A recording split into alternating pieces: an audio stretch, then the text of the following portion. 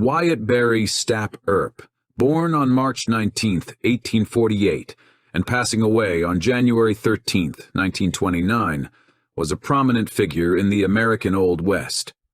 He served as a deputy sheriff in Pima County and held the position of deputy town marshal in Tombstone, Arizona Territory. One of his notable engagements was the gunfight at the OK Corral, where lawmen confronted and ultimately killed 3 outlaw cowboys. Here is an interview that Wyatt Earp shares on gunfighting. This was dated back in the 1910. He offered to give an interview about his thoughts on using a gun. In his own words, Wyatt is going to explain how he became one of the most feared and accurate gunslingers, even if he was about the slowest. The most important lesson I learned from those proficient gunfighters was the winner of a gunplay usually was the man who took his time. The second was that, if I hoped to live long on the frontier, I should avoid flashy and showy trick shooting, treating it as if it were a lethal poison. I was a fair hand with pistol, rifle, or shotgun, but I learned more about gunfighting from Tom Spear's cronies during the summer of '71 than I had dreamed was in the book.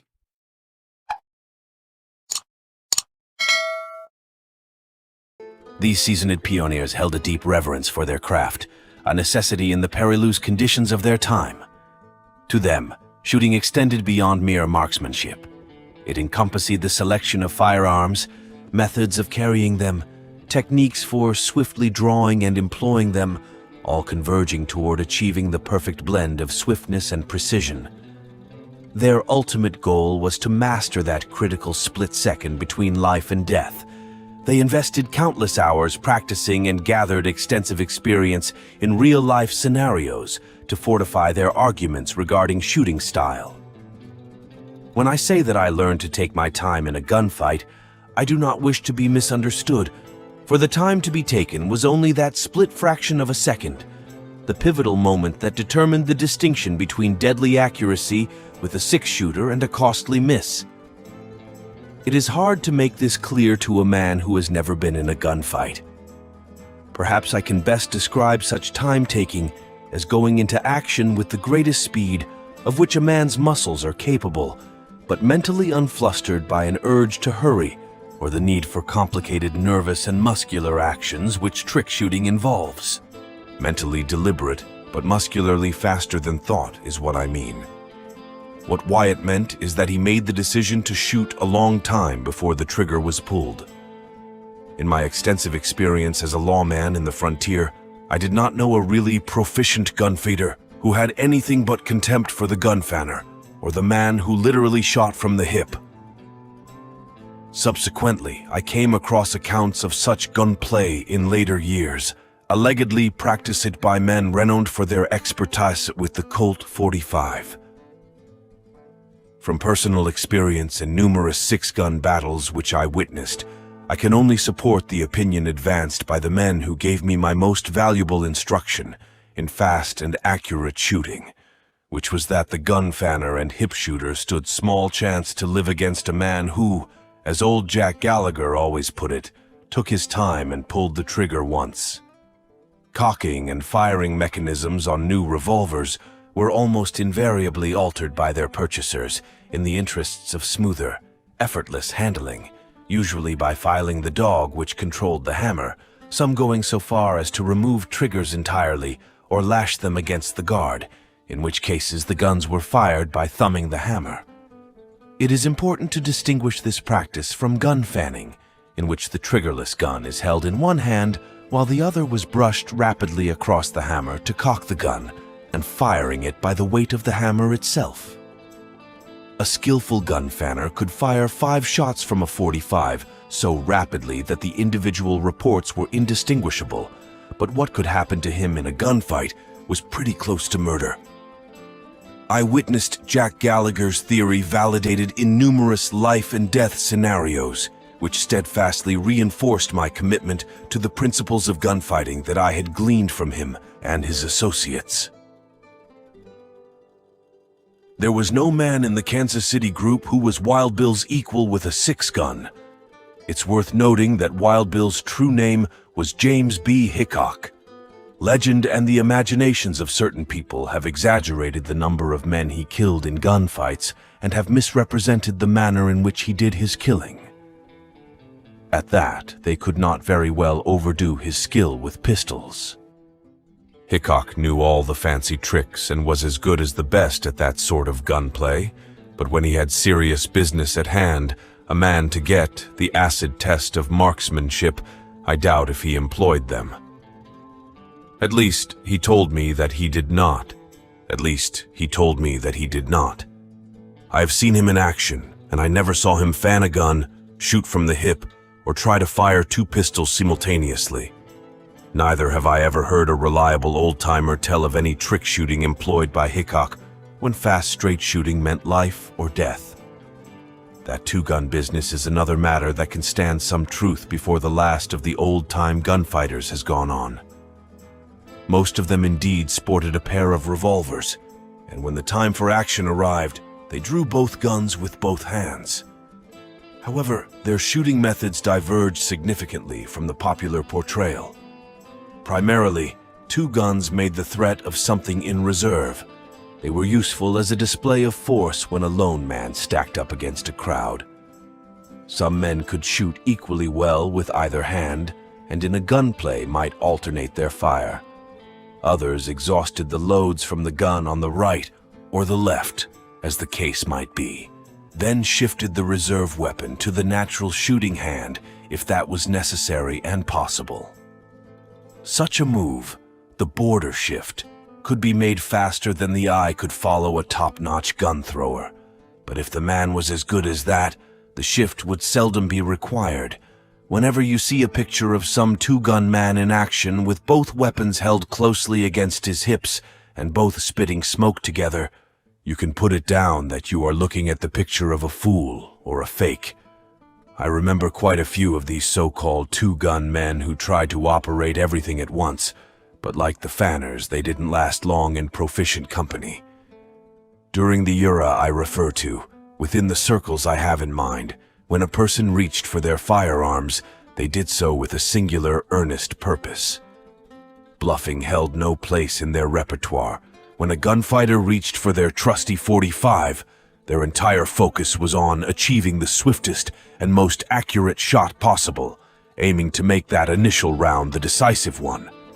Their thoughts revolved solely around the firearm as a means to eliminate their adversary before they themselves met a grim fate. The possibility of intimidating an antagonist was remote, although the drop was thoroughly respected, and few men in the West would draw against it. I have witnessed a rare breed of men who possess such astounding speed and self-assuredness that they would reach for their weapons even when a determined adversary had them squarely in their sights. And yet, they managed to emerge victorious. However, such individuals were the exception. In the realm of gunfighting, ostentatious displays or bluffs were typically reserved for the braggarts who either lacked knowledge or had a reckless disregard for their own lives. It's important to note that none of the accomplished individuals I've known, who left their mark in the annals of frontier law enforcement, such as Hickok, Billy Tillman, Pat Sugre, Bat Masterson, Charlie Bassett, and others of their caliber, ever engaged in the practice of notching their guns to tally their kills. Such a custom was more commonly found among outlaws and members of the lawless ilk who killed for the sole purpose of boasting about their deeds. There are 2 other points about the old-time method of using 6 guns most effectively that do not seem to be generally known. One is that the gun was not cocked with the ball of the thumb. As his gun was jerked into action, the old-timer closed the whole joint of his thumb over the hammer, and the gun was cocked in that fashion. The soft flesh of the thumb ball might slip if a man's hands were moist, and a slip was not to be chanced if humanly avoidable. This thumb joint method was employed whether or not a man used the trigger for firing. On the second point, I have often been asked why 5 shots without reloading were all a top-notch gunfighter fired when his guns were chambered for 6 cartridges. buy bulk ammo at Lucky Gunner? The answer is merely safety.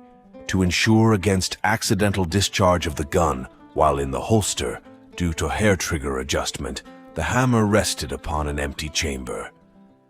As widely as this was known and practiced, the number of cartridges a man carried in his 6-gun may be taken as an indication of a man's rank with the gunfighters of the old school.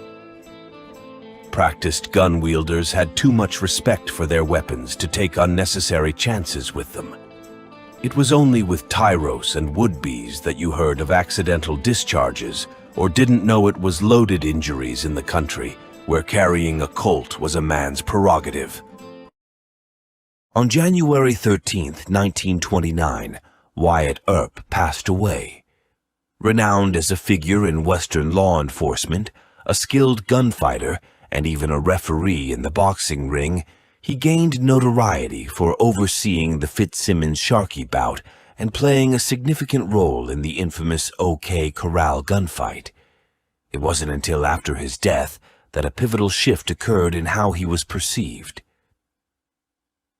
In 1931, the publication of Stewart N. Lake's highly laudatory biography, Wyatt Earp, Frontier Marshal, hit the shelves, swiftly becoming a bestseller and solidifying his legacy as a fearless lawman. Posthumously, Wyatt Earp's reputation continued to evolve, propelled by the impact of films, television productions, biographies, and fictional works. Long after his death, he has many devoted detractors and admirers.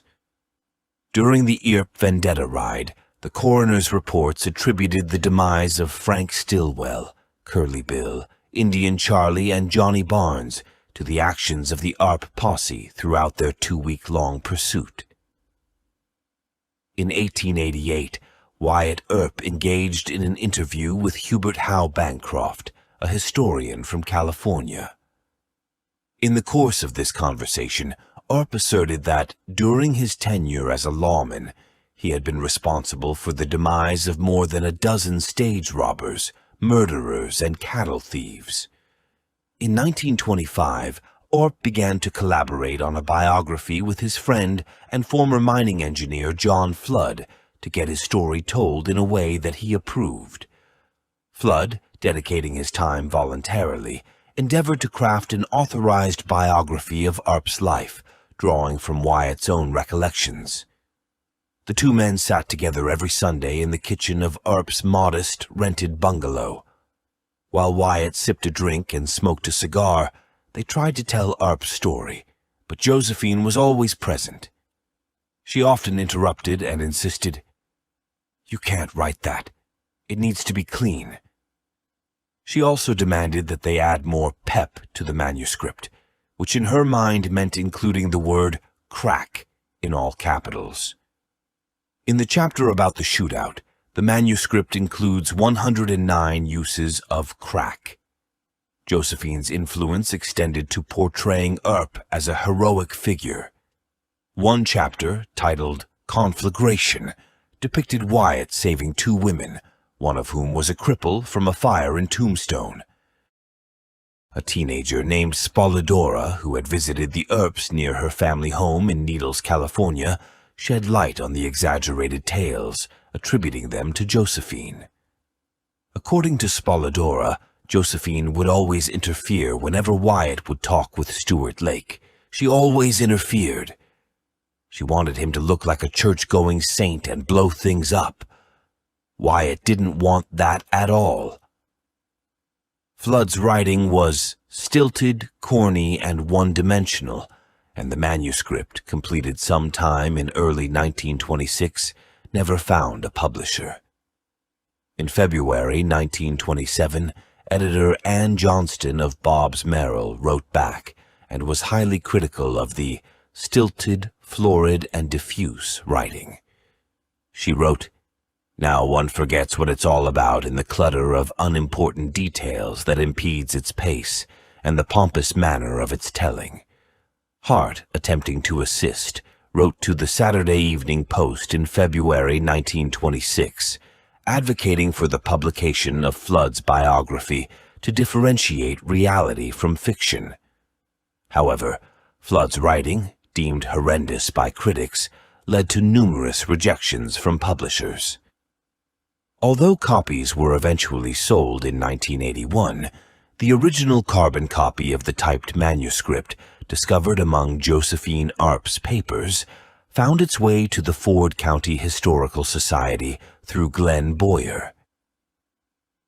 2 years before his death, Earp defended his decisions before the gunfight at the OK Corral and his actions afterward in an interview with Stuart Lake, author of the 1931 largely fictionalized biography, Wyatt Earp.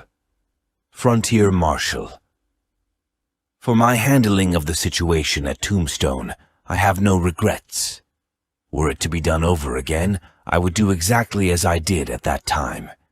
If the outlaws and their friends and allies imagined that they could intimidate or exterminate the Earps by a process of murder and then hide behind alibis and the technicalities of the law, they simply missed their guess. I want to call your particular attention again to one fact, which writers of Tombstone incidents and history apparently have overlooked, with the deaths of the McClorys, the Clantons, Stillwell, Florentino Cruz, Curly Bill, and the rest organized, politically protected crime and depredations in Cochise County ceased. Tall like his brothers, Wyatt Earp was about 6 feet when the average height was about 5 feet 6 inches. He was described in 1887 by the Los Angeles Herald as quiet, unassuming, broad-shouldered with a large blonde mustache. Described as dignified, self-contained, and possessing a fearless demeanor, Earp commanded immense respect, with the Herald noting that few men could rival his authoritative presence. Weighing in at about 165 to 170 pounds, Earp possessed a long-armed, muscular build, showcasing physical prowess that extended beyond reliance on his weapon. Known for his capability in hand-to-hand combat, Wyatt was adept at using his fists to assert control over those who resisted his authority. This multifaceted approach to law enforcement showcased Earp's adaptability and physical prowess in maintaining order. At about the same time, The Mirror, a newspaper in Monroe, Iowa, printed a wire story originating in Denver. The anonymous reporter described Wyatt in detail. Wyatt Earp, a man whose trigger finger had considerable to do in making the border history of the West, was in Denver for several days last week. He is tall and athletic. His eyes are blue and fringed with light lashes and set beneath blonde eyebrows. His hair, which was once as yellow as gold, is beginning to be stranded with white. A heavy tawny mustache shades his firm mouth and sweeps below his strong, square chin. He wore a neat gray tailor-made suit, immaculate linen, and fashionable neckwear. With a derby hat and a pair of tan shoes, he was a figure to catch a lady's eye. In 1926, writer Adela Rogers St. John's met the elderly Earp for the first time. He was straight as a pine tree, tall and magnificently built. I knew he was nearly 80, but in spite of his snow-white hair and mustache, he did not seem or look old. His greetings were warm and friendly. I stood in awe. Somehow, like a mountain or desert, he reduced you to size. Wyatt Earp's fame and reputation has varied throughout the years. Among his peers near the time of his death, Earp was respected. However, contemporaneous to that period, negative narratives about Earp and his brothers frequently appeared in newspapers, casting a shadow on their reputations. As the media's portrayal of his life has evolved over the years, the public's perception of Earp has similarly experienced shifts and variations. Sources: David Burnell, Ops Gear, Abe's Guns, Wikipedia, Stuart N. Lake. Compiled and edited by Old West Legends. Updated November 2023. Please like and share if you find the video content interesting and useful. Don't forget to subscribe to the channel and comment below so as not to miss the upcoming interesting videos. Thanks for watching.